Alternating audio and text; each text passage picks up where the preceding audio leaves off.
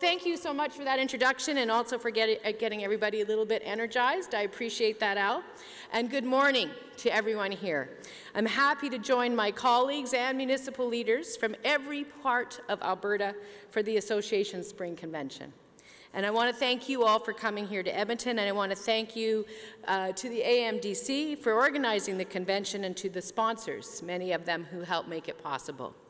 The convention is about sharing experience and knowledge and learning from each other so we can serve Albertans to the best of all of our abilities.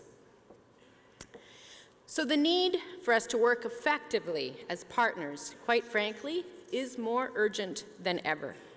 There is no doubt that the government of Alberta has been seriously slammed by the current crash in commodity prices. As Finance Minister Ceci reported recently, we may be looking at a deficit of well over $10 billion. And that means that we've abruptly lost almost $1 in 5 from our revenues. And I know for all of you who manage your own budgets that you would understand how significant that is. No one involved in the public sector can just pretend that nothing has happened. And if this continues for any length of time, it won't be business as usual for any of us in the years to come. However, whatever happens, I want you to know that our government will respect our relationship with our municipal partners. We will always talk with you, and I want to be very clear on this. We will not surprise you. Not now, not ever.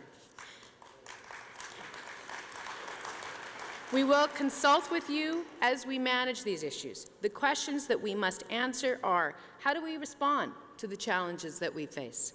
How will Alberta remain a high-wealth province in difficult economic circumstances? And how do we protect Alberta's quality of life and their way of life, particularly in smaller communities and on farms and ranches? Now, this last question has a special importance because rural Alberta is so important. Farmers and ranchers have helped found this province, and in government, they and their children have helped build it. My father grew up on a farm, raised Ayrshire cattle, and he was one of them. Rural values still shape Albertans' sense of self, even for those many people who live in the cities. Our independence, our willingness to help each other, our refusal to give up, these qualities all have their roots in tough times and the even tougher people working the land. A big part of our economy is also dependent on that land and the skills and the patience of those who live on it. Renewable resource sectors such as agriculture and forestry employ nearly 100,000 people and generate $12 billion in annual exports. The energy industry, which has fueled Alberta's prosperity for so long, is another. While everyone enjoys its benefits, it's often rural families that have had to learn to coexist with the industry and its infrastructure. Alberta asks a great deal of its rural residents, and the AAMDC advocates fiercely on their behalf.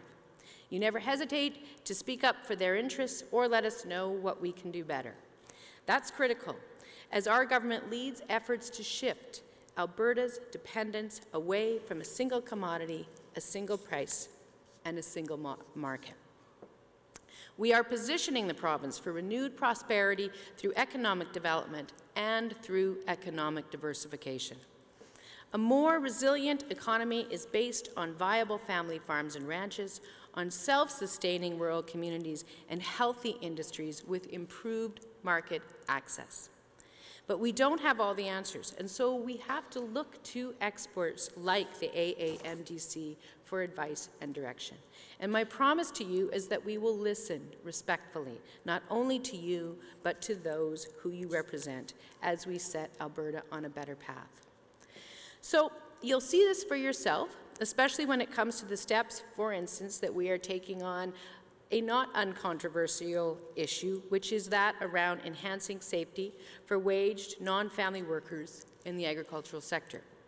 Our government recognizes that farming is a way of life which must be preserved, and we're determined to work with farmers and ranchers to strengthen that way of life.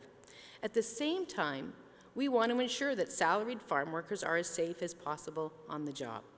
And we know that no one cares more about farm and ranch safety than owners and operators.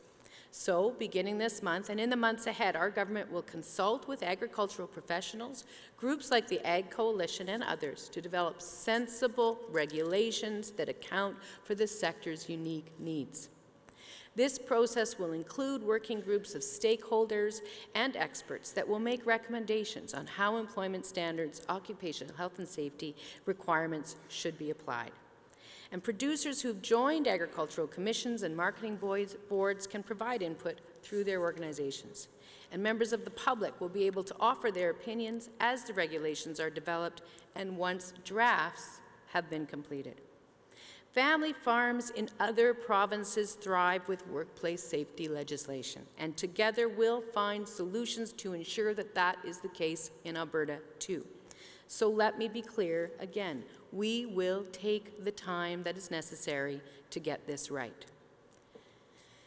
So, cooperating with farms and ranchers encourages development in rural parts of the province. But we realize that there's more that our government can do to improve economic prospects and protect people's quality of life. In the past, Alberta delayed infrastructure spending during the downturn, and when growth returned, we struggled to build in an overheated economy that drove prices up.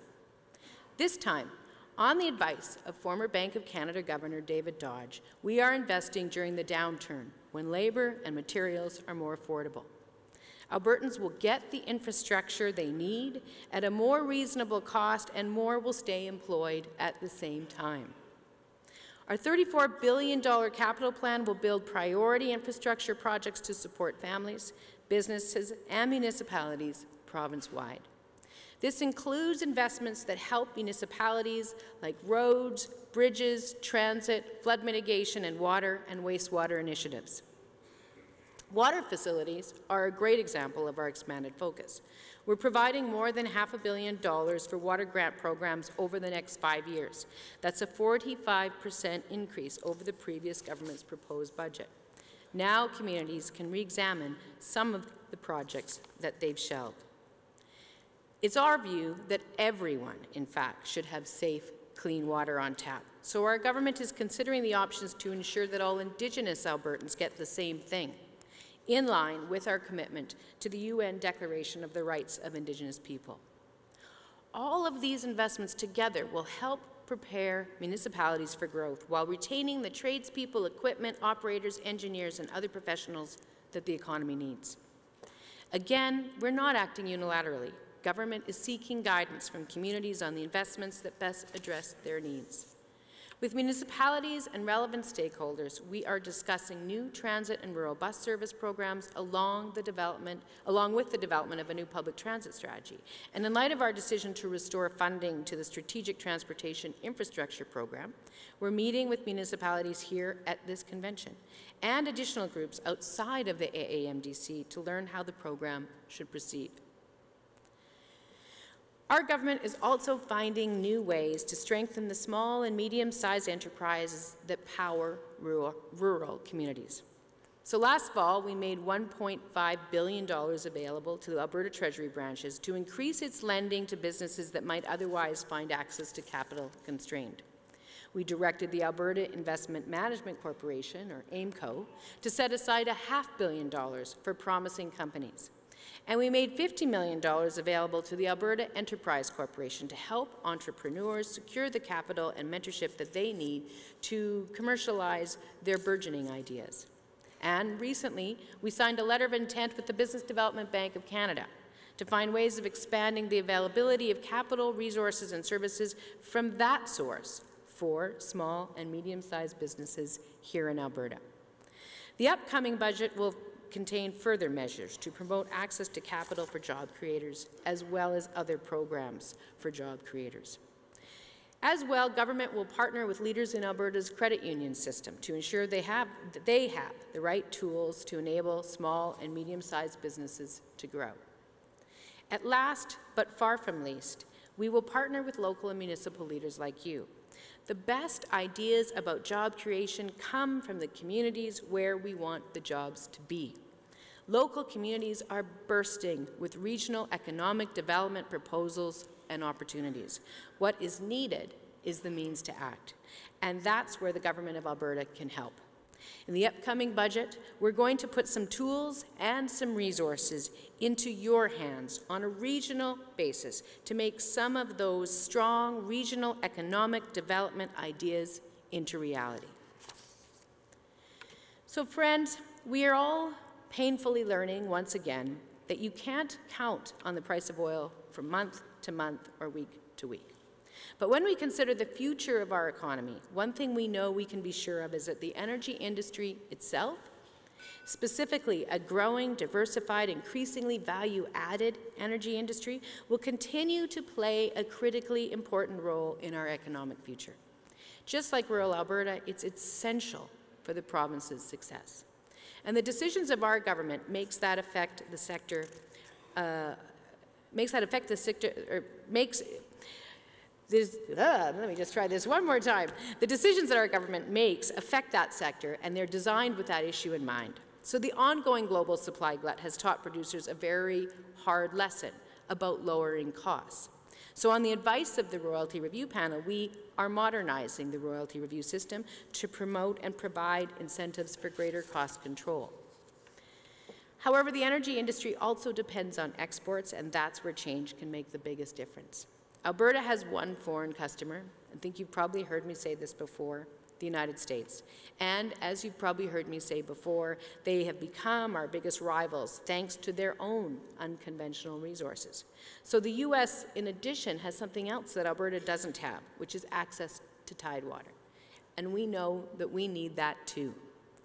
Alberta's producers must be able to sell to a wider range of buyers if our province is to be better insulated from fluctuating commodity markets. One of the key markets we need access to is our own country, Canada.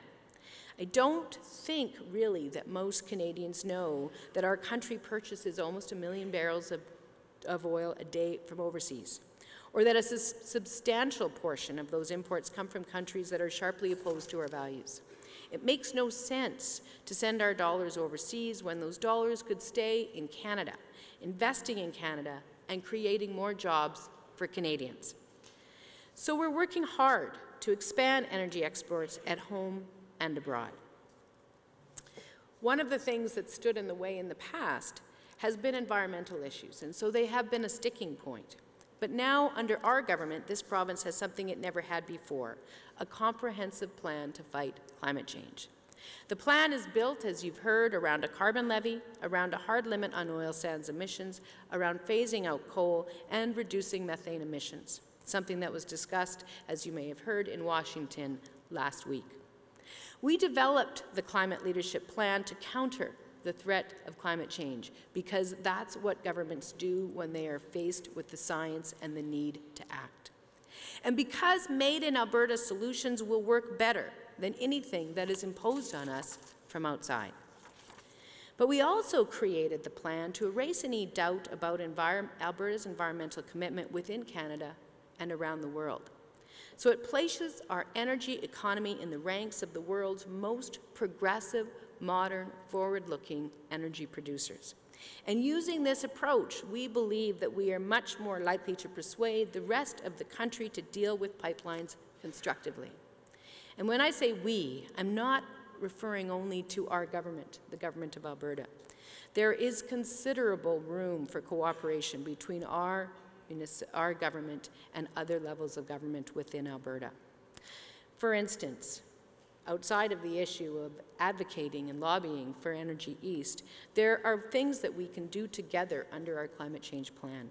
A new agency, Energy Efficiency Alberta, will help business and entire communities cut their energy costs and reduce their emissions. So there will be multiple opportunities to learn what works as we make this province greener together and prove our seriousness to the rest of the country. Nationally, this approach is having an impact. I argued strenuously 2 weeks ago to my federal and provincial colleagues in Vancouver about the importance of this issue, about the importance of getting our product to tidewater. And the result was this: the Vancouver Declaration that was signed by all provinces and territories 2 weeks ago agreed quote, on the importance and urgency of moving Canada's resources to markets in responsible, timely, predictable, and sustainable ways. So that was a step forward. Market access matters. We understand that. And for each and every industry, our government will not stop trying to tear down the barriers. Sometimes they're discriminatory trade barriers, like the recently repealed country of origin labeling rules that affected our beef industry for years, or the uncertainty that comes with the expiry of the softwood lumber agreement. We need to keep working with Ottawa and with other provinces and with industry and with other community leaders and other stakeholders to build fair, predictable market access for all of our products, and we are. So market access is the key to prosperity for Alberta, and we will not forget that or stop trying to improve it. Because I believe that this is by far the best method for reducing the damage of any future slowdowns that we may have to face. However, it is truly, without question, the present slowdown that demands our most immediate attention. No one is immune to its effects. Unemployment is mounting, we know that, and families are struggling to make ends meet, and we know that. Governments, municipalities, and households across our province are dealing with intense fiscal constraints, which we know must be respected. Albertans expect us to be competent fiscal managers, and we take that role very seriously. Public expenditures can't continue to grow as they have in the past. There is no substitute for making difficult decisions in the budget. So here's what you can expect from us. We will protect healthcare and education. We will stick to rigorous, responsible oversight of the public purse, spending carefully and finding savings. And we will steer the province onto a better path by investing in the infrastructure that Alberta needs, by working with the private sector to create jobs, by focusing on diversification, innovation, and adding value, by improving business access to capital, and by improving market access for all of Alberta's products, including energy, forestry, and agricultural commodities, and by supporting Alberta families and communities through stable public services. Those are the things you can count on from us. Change won't happen quickly, and we won't be able to accomplish all of these many significant and important objectives without you. The problems that we're grappling with have been decades in the making. Solving them will ask for a lot of hard work and cooperation and discussion and conversation from all of us. We must be creative. We must be innovative and efficient as we strengthen rural Alberta, its families, its businesses, and its future. So I very much continue to look forward to working with all of you as we face these challenges and these opportunities together. Thank you very much, and I wish you the best of luck and the best of outcomes over the course of the rest of your convention. Thank you.